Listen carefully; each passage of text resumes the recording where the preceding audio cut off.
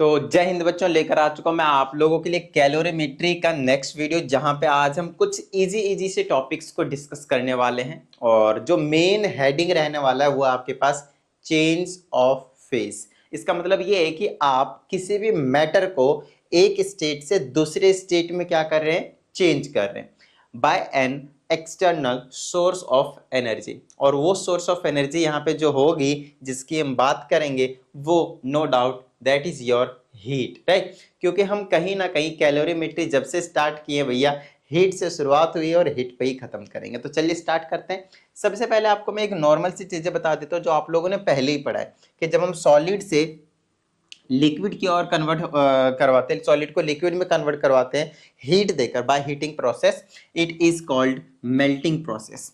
while when we change liquid to gas, when we change liquid to gas by again heating, then it is called vaporization, right?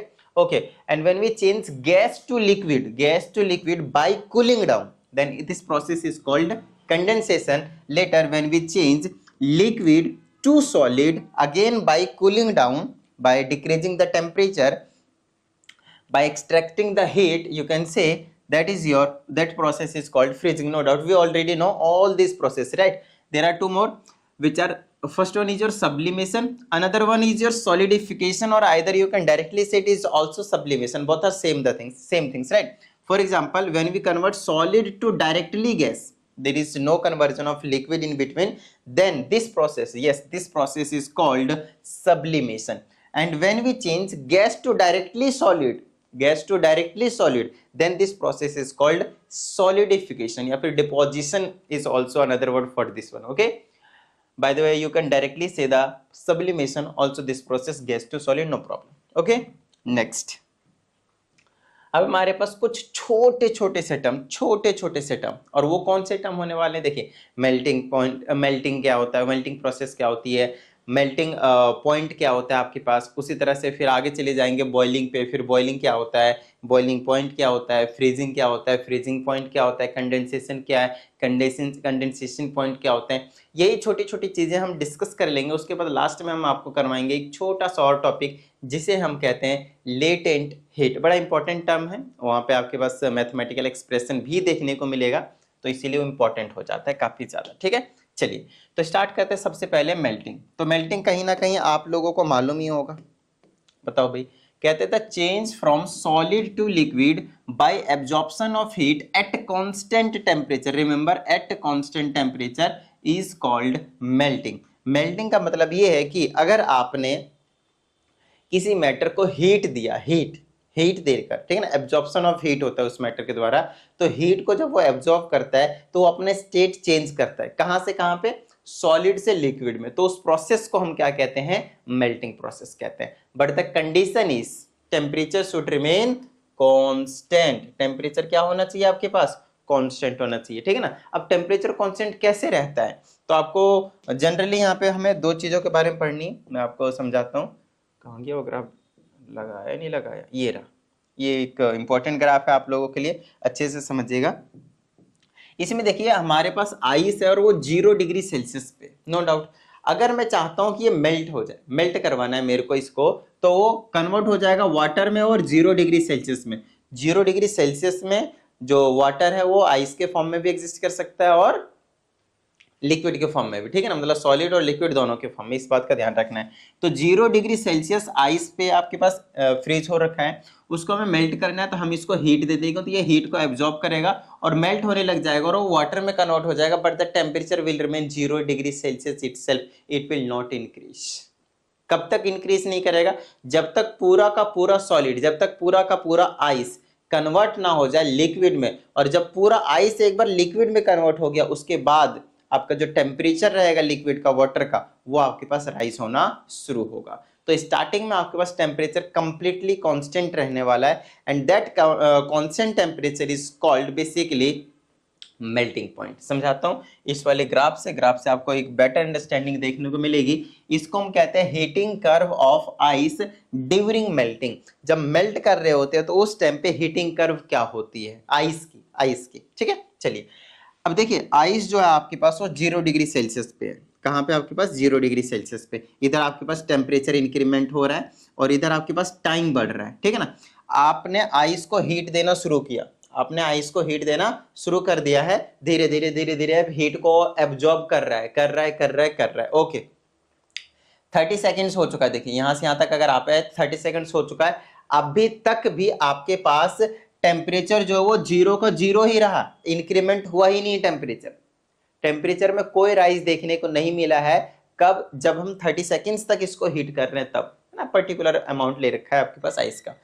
हमने 60 seconds तक wait किया, अब भी उसका temperature 0 degree Celsius ही है, अब भी इंक्रीमेंट देखने को नहीं मिल रहा है।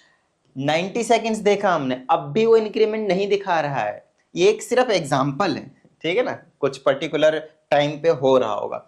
तो हमने मान लिया कि 120 सेकेंड पे 2 मिनट्स हो गए, तो 2 मिनट के बाद हमें देखने को मिला कि अब जो है वो टेम्परेचर, क्योंकि और इस टाइम पे नोटिस किया गया था कि भाई जिस टाइम पे आपके पास टेम्परेचर राइज होना शुरू होता है उस टाइम पे सारे के सारे आइस कन्वर्ट हो चुके थे, किसमें? वाटर में। तो अब जो है वाटर का जो टेम्परेचर है वो अगर मैं टाइम के साथ बढ़ाता हूं तो टेम्परेचर भी बढ़ेगा। जैसे देखिए यहां से अब कर्व इस तरह से जा रहा है, मतलब अगर मैं यहाँ पे आता हूं तो टेम्परेचर देखिए कुछ ना कुछ हुआ है, कुछ ना कुछ टेम्परेचर हुआ है। थोड़ा सा आगे टाइम बढ़ाकर थोड़ा और टाइम बढ़ाता हूं तो टेम्परेचर देखिए और कुछ ना कुछ हुआ, और टेम्परेचर बढ़ाता हूं तो और कुछ ना कुछ हुआ। तो टेम्परेचर राइज करना शुरू करता है कब? जब कंप्लीट आइस कन्वर्ट हो जाता है वाटर में। तो जब तक, तो ये जो जब तक स्टार्ट नहीं हुआ था टेम्परेचर वाटर का राइज होना, जब स्टार्ट नहीं हुआ था उससे पहले भी तो हमने हीट दिया है। बताइए हाँ या नहीं? क्या हमने हीट नहीं दिया? हीट तो दिया था। तो वो हीट गया कहाँ? तो उस टाइम पे टेम्परेचर तो नहीं बढ़ा एक्चुअल में, हीट तो भी छोड़ दीजिए, हीट कहाँ गया उसको हम लेटेंट हीट में पढ़ेंगे। अगेन वही चीज सेम मैं एक्सप्लेनेशन दूंगा यहाँ पे, बट अभी फिलहाल के लिए समझ लीजिए कि टेम्परेचर तो राइज हुआ ही नहीं 2 मिनट्स तक। जब 2 मिनट्स तक टेम्परेचर राइज ही नहीं हुआ, राइट, तो टेम्परेचर क्या रहा? कांस्टेंट। उसी कांस्टेंट टेम्परेचर को हम मेल्टिंग पॉइंट कहते हैं। उसी कांस्टेंट टेम्परेचर को क्या कहते हैं हम? Melting point. और यहाँ पे फ्रीजिंग पॉइंट, मेल्टिंग पॉइंट दोनों ही आपके पास वाटर के लिए 0 डिग्री सेल्सियस है, ठीक है ना। चलिए आगे की बात करते हैं। अब आपको यहाँ पे दोनों चीजें समझनी है एक साथ, मेल्टिंग भी समझ में आ गया, मेल्टिंग पॉइंट भी समझ में आ गया। अब आपको फ्रीजिंग समझना पड़ेगा। फ्रीजिंग का मतलब वही है कि आप वाटर को कन्वर्ट कर रहे हो किसमें? आपके पास सॉलिड में, ठीक है ना, आइस में। ओके, तो उस चीज के लिए आपको क्या करना पड़ेगा भाई? अब की बार उल्टा है, अब की बार हीट को क्या करना पड़ेगा?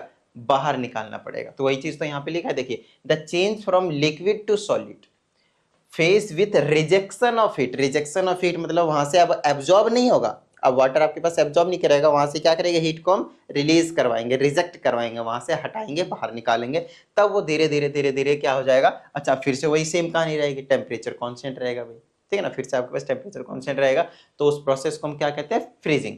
और वो जो कॉन्स्टेंट टेम्परेचर होता है उसी चीज को हम कहते हैं फ्रीजिंग पॉइंट। फिर से वही वाला ग्राफ आ गया, देख लीजिए यही चीज है।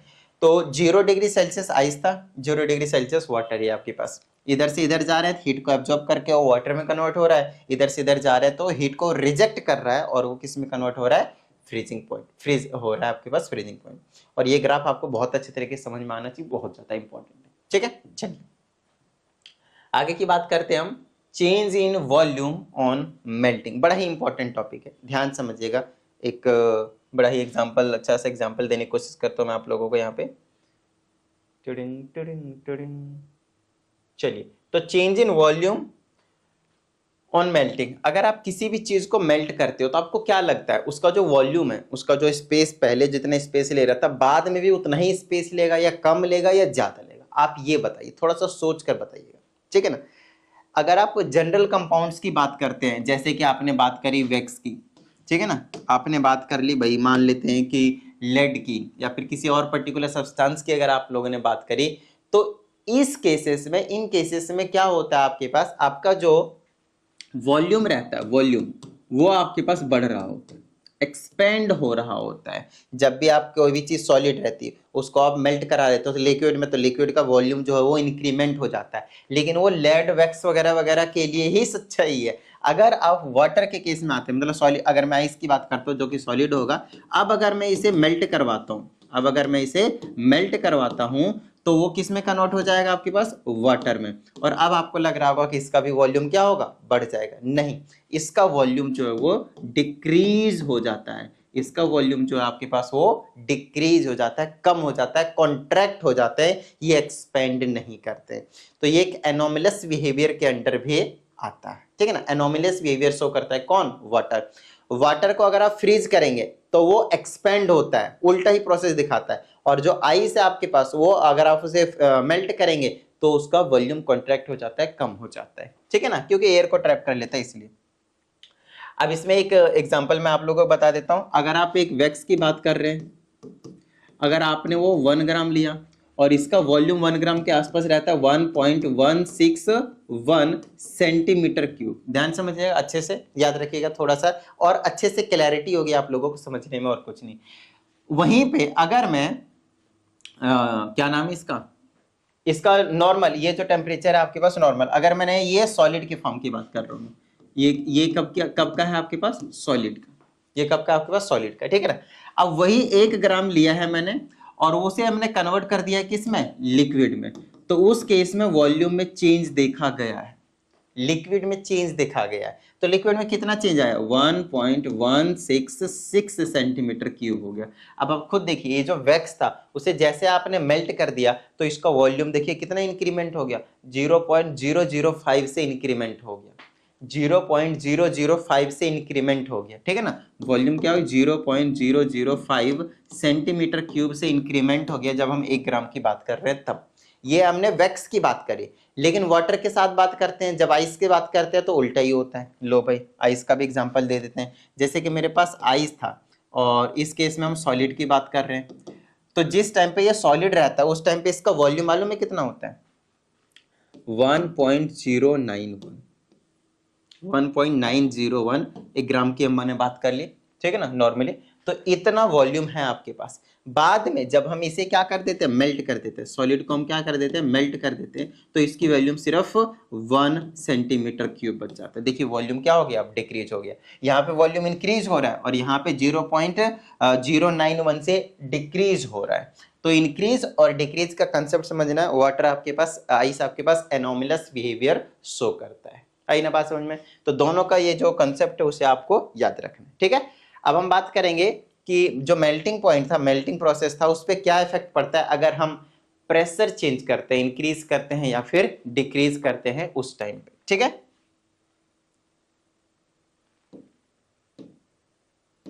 देखिए आप लोगों के लिए मैंने यहाँ पे लिख रखा है पहले ही।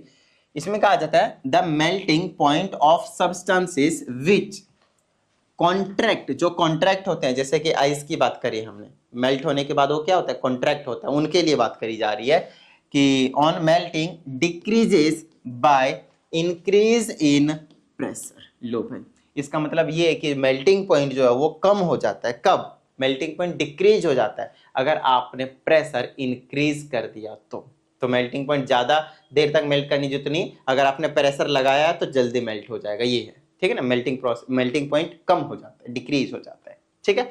नेक्स्ट फॉर एग्जांपल आप देख सकते हैं, कहता है the melting of ice decreases by this 0.0072 degree Celsius by increase of 1 atmosphere rise in pressure. तो अगर आपने प्रेशर को 1 एटमॉस्फेयर से इंक्रीमेंट कर दिया तो आपके पास जो टेम्परेचर है वो गिर जाएगा, डिक्रीज हो जाएगा 0.0072 डिग्री सेल्सियस, ठीक है ना। मतलब मेल्टिंग प्रोसेस अब जल्दी हो जाएगा और कुछ नहीं, ठीक है ना। तो ये प्रेशर का इफेक्ट था मेल्टिंग में, अच्छे से ध्यान रखिएगा। नेक्स्ट है effect of impurities on melting. तो मेल्टिंग में इम्प्योरिटीज क्या क्या रोल है? अगर हम कोई और सब्सटेंस उसमें ऐड करा देते हैं, मिक्स कर देते हैं, मिला देते हैं, मिक्सर बना देते हैं, तो क्या होता है? कहता था melting point of substance decreases on increasing impurities, ठीक है। तो कोई भी जनरली लिक्विड होते हैं उस टाइम पे मेल्टिंग पॉइंट जो है आपके पास वो डिक्रीज हो जाता है अगर आपने उसमें इम्प्योरिटीज मिला दिया तो। फॉर एग्जांपल लेट से आप एक नॉर्मल वाटर, प्योर वाटर को फ्रीज कर रहे हैं तो 0 डिग्री सेल्सियस पे फ्रीज हो जाएगा, कोई दिक्कत वाली बात ही नहीं है। आप घर पे इस चीज को ट्राई कर सकते हैं, सबसे बेस्ट एग्जांपल है। आप अब आप क्या करो, उस प्योर वाटर में एक चम्मच ना, मान लीजिए गिलास में किया था, एक चम्मच उसमें आप क्या मिक्स कर दीजिए, 1 स्पून आप उसमें सॉल्ट डाल दीजिए, नमक डाल दीजिए, तो क्या हो गया? वो इम्प्योरिटीज हो गया उसके लिए। सिंपल हमें मिक्सर बनाना है। इम्प्योरिटीज मतलब ये नहीं कि खिचड़ी डालें उसमें, ठीक है ना, कि मडी डालें भैया, सैंडी डाले, सॉइल, नो, ऐसा नहीं। ठीक है ना, हम उसमें सॉइल डालेंगे तो वो मिक्सर बन गया, ठीक है ना। तो एक तरह से उसके लिए इम्प्योरिटीज का काम हुआ, प्योर वाटर में कुछ मिक्स कर तो इम्प्योरिटीज का काम कर रहा है। अब क्या कर रहे हो, उस मिक्सर को क्या कीजिए, अब आप फ्रीज में डाल दीजिए। अब आप देखेंगे 0 डिग्री सेल्सियस पे वो फ्रीज ही नहीं हो रहा, 0 डिग्री सेल्सियस पे वो फ्रीज ही नहीं हो रहा, तो मेल्टिंग पॉइंट कम कर नहीं दिया ना भाई, मेल्टिंग पॉइंट क्या हो गया, अब और भी ज्यादा नीचे चला गया, ठीक है ना, बहुत कम कर दिया। मतलब वो -10, -15, -20, -22, -25 इस टेम्परेचर के रेंज में आपके पास वो फ्रीज होगा, ठीक है ना। तो ये कहानी, आपके पास मेल्टिंग पॉइंट डिक्रीज हो जाता है अगर आप इम्प्योरिटीज को इंक्रीज कर दें तो जो जो चीजें अभी हमने मेल्टिंग प्रोसेस में पढ़ा, मेल्टिंग प्रोसेस में, ठीक है ना, ठीक वही वाले प्रोसेस अब हम पढ़ेंगे वेपराइजेशन प्रोसेस में। और अभी तक जो हमने डिस्कस किया है वो था 0 डिग्री सेल्सियस की बात कर रहे थे। 0 पे इधर आइस था, इधर वाटर था, इधर वाटर था, इधर आइस था, इधर उधर कन्वर्ट करवा रहे थे, एक बार हीट को एब्जॉर्ब कर रहा था, एक बार हीट को रिलीज कर रहा था, राइट।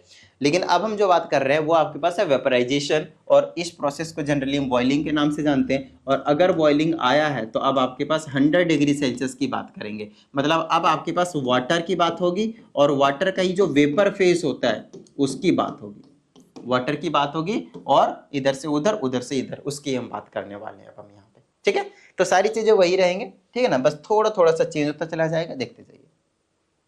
तो एक चीज तो पता चली गया, सारी चीजें वही रहेंगी कि वेपराइजेशन कब होगी, जब आप लिक्विड को कन्वर्ट करवा देंगे, किसमें, स्टीम में कह दीजिए, वेपर में कह दीजिए, या फिर गैस में कह दीजिए, तीनों वर्ड में से कोई सा चूज कर लीजिएगा, कोई दिक्कत वाली बात नहीं है। आपको क्या करना, वाटर जो कि लिक्विड के स्टेट में रहेगा उसे आप हीट देंगे, एब्जॉर्प्शन ऑफ हीट देंगे eight constant temperature, again eight constant temperature, तो वो कन्वर्ट हो जाएगा किसमें, स्टीम में, वेपर्स में, गैस में।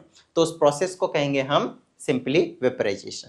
अब वेपराइजेशन पॉइंट क्या होता है, वेपराइजेशन पॉइंट कुछ नहीं है, वही जो कांस्टेंट टेम्परेचर था उसी को हम वेपराइजेशन पॉइंट कहेंगे। जैसे बॉइलिंग पॉइंट में, जैसे वो मेल्टिंग पॉइंट था आपके पास जो कांस्टेंट टेम्परेचर, वही यहाँ पे भी आपके पास, ठीक है ना। तो नीचे उसी चीज की आपके लिए डेफिनेशन यहाँ पे लिखी हुई, देख लीजिए अच्छे से, कि the constant temperature at which vaporisation occurs, जिस टेम्परेचर वेपराइजेशन होने लग जाता है उस टेम्परेचर को हम क्या कहते हैं, वेपराइजेशन पॉइंट।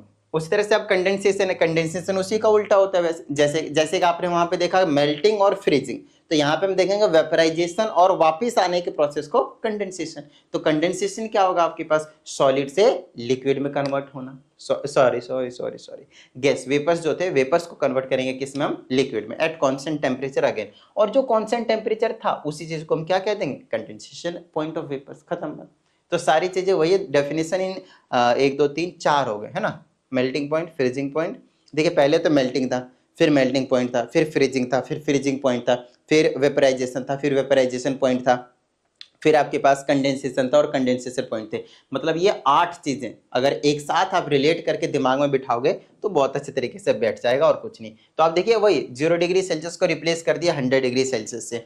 100 डिग्री सेल्सियस पे वाटर है, अभी वो लिक्विड के फॉर्म में, उसको अगर हीट दे दिया तो टेम्परेचर चेंज नहीं होगा, 100 पे ही रहेगा जब तक वो पूरा का पूरा वेपर्स में ही कन्वर्ट ना हो जाए। तो वेपर्स में कन्वर्ट हो रहा है, उसे हम बॉइलिंग कह रहे हैं, और वापिस आ रहा है मतलब हीट को रिजेक्ट कर रहा है, बाहर निकल रहा है, रिलीज कर रहा है, उस केस में आपके पास उस प्रोसेस को क्या कह रहे हैं हम, कंडेंसेशन कह रहे हैं। आई ना बात समझ में, ठीक है। अब सारी चीजें वही है भाई, हीटिंग कर्व देख लीजिए, वही चीज है, अच्छे से समझिएगा हीटिंग कर्व को। वहां पे भी आपको समझा दिया था, हीटिंग कर्व ऑफ आइस था, वहां पे क्या था, हीटिंग कर्व ऑफ आइस, और यहाँ पे क्या आपके पास हीटिंग कर्व ऑफ वाटर, ठीक है। आपकी बार लिक्विड, वहां पे सॉलिड की बात कर रहे थे, यहाँ पे लिक्विड की बात कर रहे हैं, ठीक है। चलिए बड़ा ही आसान सा है, देखिए जनरली हमारे घर का जो इधर टेम्परेचर है आपके पास और इधर आपके पास टाइम, वही वाला ग्राफ है जो हीटिंग कर्व में जो जो थे वही चीजें यहाँ पे भी, कुछ अलग नहीं है। सबसे पहले अगर आप जनरली देखें तो हमारा जो रूम टेम्परेचर था 20 to 25 डिग्री सेल्सियस के आसपास हम लेकर चलते हैं। तो मान लेते हैं हमारा जो वाटर है वो 20 डिग्री सेल्सियस पे है, ठीक है ना। तो उस टाइम पे अभी हम टाइम कुछ भी स्टार्ट नहीं करवाया हुआ है हीट टेम्परेचर इंक्रीमेंट करवाने के। जैसे जैसे धीरे धीरे मैं टाइम बढ़ा रहा हूँ उस हिसाब से आपको जो टेम्परेचर, क्योंकि हीट दे रहा हूँ, वी आर गिविंग हीट, ठीक है ना, किसको, वाटर को। तो वाटर को अगर आप हीट दे रहे हैं तो धीरे धीरे उसका टेम्परेचर राइज होगा, बोलिए हाँ या नहीं, बिल्कुल राइज होगा सर, ठीक है। अब टेम्परेचर भी देखिए ये बढ़ रहा है ना, देखिए इस तरह से बढ़ रहा है, क्योंकि टाइम भी बढ़ रहा है और टेम्परेचर भी बढ़ रहा है। एक पॉइंट ऐसा आएगा जब ये रीच करेगा 100 डिग्री सेल्सियस को, अभी वो क्या है, यहां से लेकर यहां तक, यहां से लेकर यहां तक अभी भी वो लिक्विड के फॉर्म में ही है, यहां से लेकर यहां तक अभी भी वो लिक्विड के ही फॉर्म में। ये वाला जो मैं रेड कलर से दिखा देता हूँ, ये वाला जो लाइन है आपके पास, इस वाले टाइम तक कह लीजिए, उतने टाइम तक अभी वो लिक्विड में ही है। उसके बाद यहां से कांस्टेंट हो जाता है, वो बॉईल होना शुरू हो गया और वो वेपर्स में कन्वर्ट होना शुरू हो जाएगा। ठीक है ना। तो अब हो क्या रहा है, देखिए लिक्विड से इधर गैस फेज में आपके पास आ रहा है, तो इस प्रोसेस को कहीं ना कहीं हम क्या कहते हैं, बॉइलिंग प्रोसेस कहते हैं, राइट।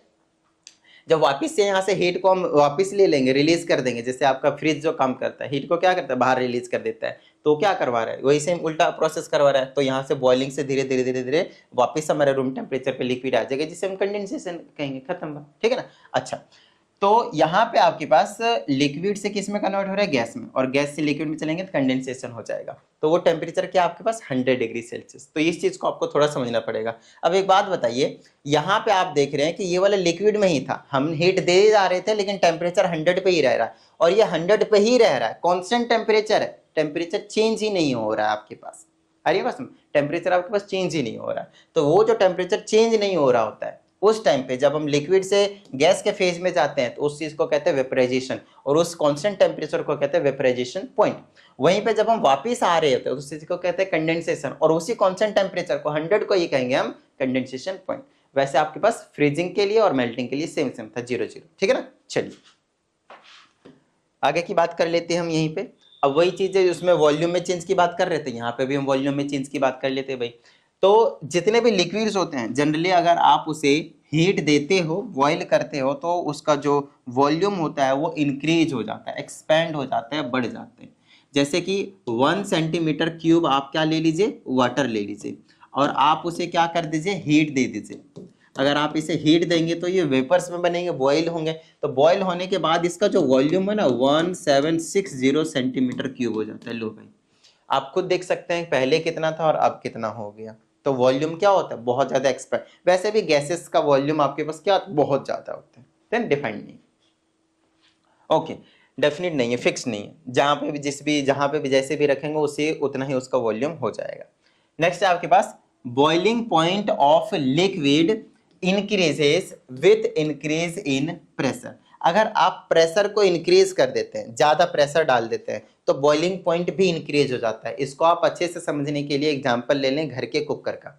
आप लोगों ने कुकर में देखा होगा क्या करते हैं, ढक्कन बंद कर देते हैं। ढक्कन बंद करने से क्या होता है, जो वेपर्स बन रहे होते हैं 100 डिग्री सेल्सियस पे पहुंच चुका है और वेपर्स बन रहे हैं, तो वेपर्स अभी तक बाहर नहीं आया है। वो सीटी लगती है उस टाइम पे थोड़ा बहुत बाहर निकलता है, लेकिन उससे पहले क्या बाहर निकल रहा है आपका, वेपर्स नहीं, लेकिन कॉन्टिन्यूसली वेपर्स बन रहे हैं। तो जो वेपर्स बन रहे हैं, क्या वो वेपर अपने प्रेशर नहीं लगाएंगे, क्या नाम है इस पे, कुकर के वॉल पे, बिल्कुल लगाएंगे, और जो भी वहां पे आपके पास अंदर मटेरियल होगा उसके ऊपर भी लगाएंगे। तो प्रेशर वहां पे क्या हो गया, इंक्रीज हो गया। प्रेशर इंक्रीज हो गया तो पता है अब वो बॉयल कितने पे होगा, अब वो 100 पे बॉयल नहीं होगा, अब उसे बॉयल होने के लिए 120 115 मतलब 100 डिग्री सेल्सियस से ज्यादा टेम्परेचर की रिक्वायरमेंट होगी।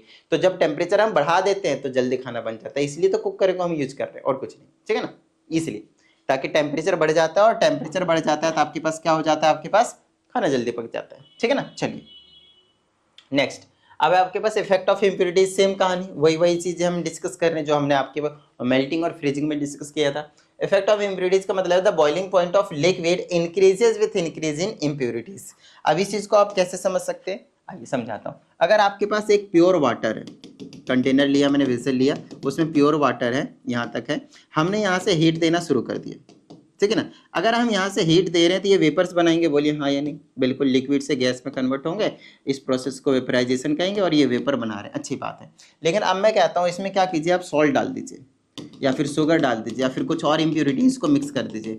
अब आप देखेंगे ये क्या है, आपके पास 100 डिग्री सेल्सियस पे होने लग गया था, वेपर्स बनाने शुरू कर दिए थे, लेकिन अब ये बनाएगा 120 पे, 115 पे, 125 पे, 110 पे, मोर देन 100 पे। वाई, बिकॉज जो भी हमने इसमें सॉल्यूट को ऐड किया हुआ है, जो भी सॉल्यूट हमने इसमें ऐड किया है, सॉल्यूट बोले तो सिंपली जो इंप्योरिटीज हमने ऐड किए हैं वो क्या करते हैं, सरफेस पे आके, सरफेस पे उसके जो मॉलिक्यूल्स होते हैं वो स्पेस को ऑक्यूपाई कर लेते हैं।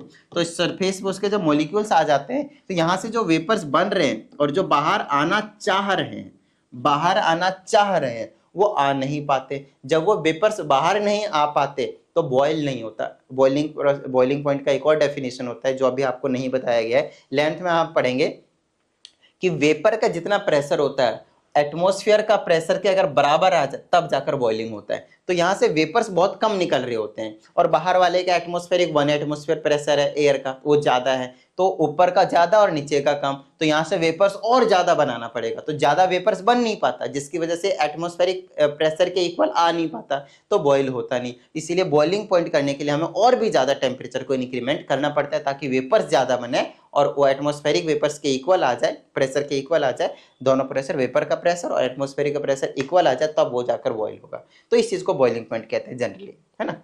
11th में आप डिटेल में और भी ज्यादा पढ़ेंगे, नॉट इन 11th, सीधा बोलो तो मैं 12th, ठीक है ना। चलिए आगे की हम बात करते हैं, छोटी छोटी चीजें और हैं, और वो है आपके पास लेटेंट हीट। एक लास्ट टॉपिक बचा हुआ है, आइए फटाफट हम आपको समझा देते हैं कि लेटेंट हीट की क्या कहानी है।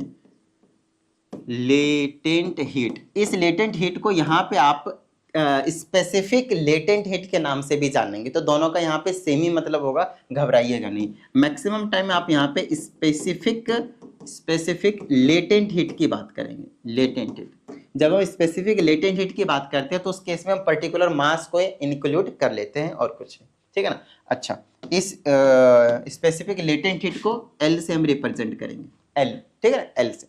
स्पेसिफिक लेटेंट हीट या फिर लेटेंट हीट बोल लीजिएगा, वो एल से होता है। अब ये होता क्या है ये तो पता होना चाहिए, ठीक है ना। तो याद कीजिए हम आपको क्या कह रहे थे कि आप क्या कर रहे थे, मेल्ट कर रहे थे आइस को। तो आइस को आप जब आप टेम्परेचर दे रहे थे, टेम्परेचर आप जब दे रहे थे, जब वो आइस था तो वो लिक्विड में कन्वर्ट हो रहा था, धीरे धीरे धीरे धीरे लिक्विड में कन्वर्ट हो रहा था, ठीक है, ओके।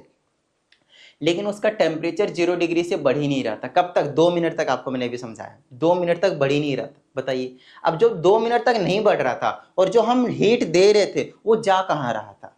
वही हीट यूज हो रहा था, वही हीट यूज हो रहा था आइस को लिक्विड में कन्वर्ट करने के लिए, सॉलिड को लिक्विड में कन्वर्ट करने के लिए। इसका मतलब ये है कि लेटेंट हीट, लेटेंट का मतलब होता है समथिंग विच इज हिडन, है, छुपा हुआ है, आपको पता नहीं चल रहा है। तो लेटेंट हीट का मतलब छिपा हुआ हीट, जो आपको दिख नहीं रहा है, आपने दिया और वो गायब हो रहा है। एक्चुअल गायब नहीं हो रहा था, वो आइस के बॉन्डिंग को तोड़ रहा था, हाइड्रोजन ऑक्सीजन के बॉन्डिंग को तोड़ रहा था और वो लिक्विड में कन्वर्ट करवा रहा था। आपके पास आई ना बात समझ में? तो जब सॉलिड से लिक्विड में कन्वर्ट करवाते हैं और जो हम हीट देते हैं at constant temperature, temperature change नहीं होना चाहिए, होगा भी नहीं जब तक पूरा का पूरा मेल्ट होना चाहिए, ठीक है ना। तो उस केस को हम कहते हैं लेटेंट हीट, जो आपने हीट दिया था। अच्छा, लेटेंट हीट आपके पास दो तरह के होते हैं। एक हो गया आपके पास latent heat of fusion, of fusion, fusion की जगह मेल्टिंग वर्ड का यूज कर सकते हैं, कोई दिक्कत वाली बात नहीं है, ठीक है ना। और एक होता है latent heat, latent heat of vaporisation, vaporisation, ठीक है। अब क्या है ये latent heat of fusion and latent heat of vaporisation, ठीक है ना। तो लेटेंट हीट ऑफ फ्यूजन को हम एल एफ से रिप्रेजेंट कर देते हैं, लेटेंट हीट ऑफ वेपराइजेशन को हम एल वी से रिप्रेजेंट कर देते हैं। लेट्स से ये हमारी रिप्रेजेंटेशन है, ठीक है। चलिए, तो लेटेंट हीट ऑफ फ्यूजन का यही मतलब होगा कि जब आइस को हम कन्वर्ट कर रहे हैं वाटर में, तो उस केस में जो हम हीट सप्लाई कर रहे हैं at 0 degree Celsius, at constant temperature, at constant temperature, then that particular heat is called latent heat. I hope आपको अच्छे से क्लियर हो गया होगा। Next, latent heat of vaporisation. क्या है लेटेंट हीट ऑफ वेपराइजेशन? तो लेटेंट हीट ऑफ वेपराइजेशन का मतलब है कि आपका ये जो वाटर था आपके पास वो कन्वर्ट हो रहा है वेपर्स में। तो अब देखिए, टेम्परेचर को हम जैसे 100 पे पहुंचाए तो 100 से आगे बढ़ ही नहीं रहा है टेम्परेचर। क्यों नहीं बढ़ रहा? क्योंकि आपका वाटर पड़ा है वहां पे। जब तक पूरा का पूरा वाटर गायब नहीं होगा, वेपर्स में कन्वर्ट नहीं होगा, टेम्परेचर को इंक्रीमेंट देखने को नहीं मिलेगा। तो टेम्परेचर में अगर आप इंक्रीमेंट देखना चाहते हैं तो उसके लिए आपको क्या करना पड़ेगा? वाटर का टेम्परेचर बढ़ाने के लिए सभी वाटर को वेपराइज करना पड़ेगा। तो सभी वाटर जब वेपर्स में कन्वर्ट हो जाते हैं तो उस केस में आपके पास टेम्परेचर राइज होता है। तो जब टेम्परेचर 100 पे ही था, अब कन्वर्ट हो रहा था धीरे धीरे धीरे धीरे लिक्विड वेपर्स में कन्वर्ट हो रहा था, तो वो हीट जा कहाँ रहा था जब आप दे रहे थे? तो वो हीट कहीं और नहीं जा रहा था, लिक्विड को कन्वर्ट कर रहा था किसमें? गैस में, वेपर्स में, स्टीम में। आई ना बात समझ में? तो वो जो हीट हम दे रहे थे to convert liquid into gas, that particular heat, the hidden heat actually is called latent heat of vaporisation. तो लेटेंट हीट इस केस का कह लीजिए या फिर इस केस का कह लीजिए, दोनों केस में आपके पास लेटेंट हीट कहलाता है, जिसको हम स्पेसिफिक लेटेंट हीट कहते हैं। इसका एक मैथमेटिकल एक्सप्रेशन जरूर देखिएगा, हो सकता है न्यूमेरिकल आपको देखने को मिल जाए, डायरेक्ट आपको मैथमेटिकल डायरेक्ट आपको देखने को मिलेगा, क्योंकि बड़ा ही आसान से latent heat is equal to कितना आपने हीट दिया पर यूनिट मास। ध्यान समझिएगा, लेटेंट हीट का फॉर्मूला क्या आपके पास? कितना आपने हीट दिया पर यूनिट मास। इसकी अगर हम SI यूनिट की बात करेंगे, SI यूनिट की बात करेंगे तो हीट के लिए तो जूल यूज करते हैं और मास के लिए केजी, तो इट विल बी जूल पर केजी। बताइए, किसी भी तरह की कोई दिक्कत नहीं ना? याद रहेगा, याद रखना ही पड़ेगा और कोई ऑप्शन नहीं। आई ना बात समझ में, याद आपको रखना ही पड़ेगा, ठीक है। अच्छा, अगर आप लोगों को कोई डाउट आता है तो आपका काम है 7428525669 पे आपको व्हाट्सअप कर देना है अपने डाउट्स को, आपको एक पर्टिकुलर जो सॉल्यूशन है वो मिल जाएगा, ठीक है ना। उसके बाद भी अगर आप लोगों को कोई डाउट होता है तो उसके लिए मैं आप लोगों को रिकमेंड करूंगा पर्सनल ऑनलाइन क्लासेस के लिए, पर्सनल ऑनलाइन क्लासेस के लिए, जहां पे मैं आप लोगों के साथ बैठूंगा पूरे 1 घंटे। और कहाँ चला गया, उस 1 घंटे के इंटरवल में आप लोगों के साथ जितने भी आप लोगों के कॉन्सेप्ट में डाउट होंगे या फिर क्वेश्चंस में डाउट होंगे उसे हम आपको क्लियर करवा देंगे। तो चलिए, उम्मीद करते हैं आप सभी को सारी चीज़ें समझ में आ गई होंगी, और अगर ऐसा है तो फटाफट वीडियो को लाइक कर दीजिए। साथ ही अगर आप इस चैनल पर एक नए स्टूडेंट है तो चैनल को सब्सक्राइब करके बेल आइकन को जरूर प्रेस कीजिएगा। चलिए मिलते हैं अगली वीडियो में, प्रैक्टिस करते रहिएगा। जय हिंद।